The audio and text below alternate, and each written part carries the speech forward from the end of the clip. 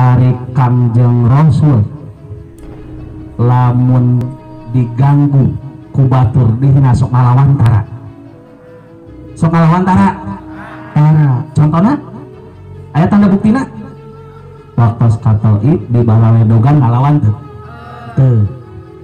waktu di Ciduhan tiap bade berjamaah ngalawan tuh itu.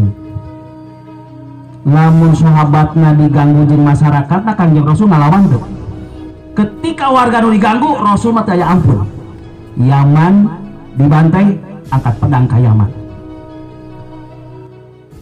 Anu Nasrani bae Rum diserang ku Persia.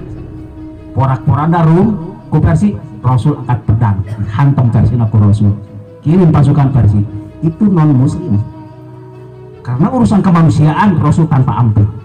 Ketika sahabat Rasul di Mu'tah dibunuh ku Romawi, setelah Romawi ditulungan ku Rasul karena diserang Persia, Romawi ngabunuh sahabat Rasul sampai Ja'far at-Toyarnya. Ja'far at-Toyar gugur di medan tempur. Ja'far at-Toyar teh rakana Sayyidina Ali karramallahu wajah gugur di medan tempur.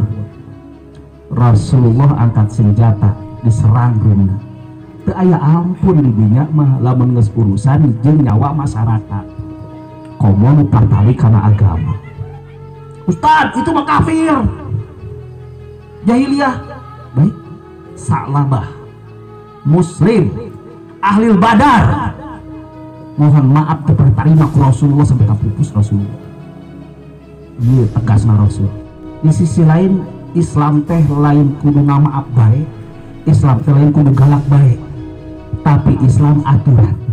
Iraha kudu ngamaaf, iraha kudu galak.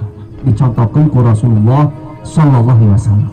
Lamun dina tempat ajaran Islam kudu ngamaaf, kari-kari urang praktekna galak salah. Lamun Islam posisina ngajarkeun galak, kari-kari meraktekeun maaf salah. Posisikeun maaf dina maaf, posisikeun galak dina galak.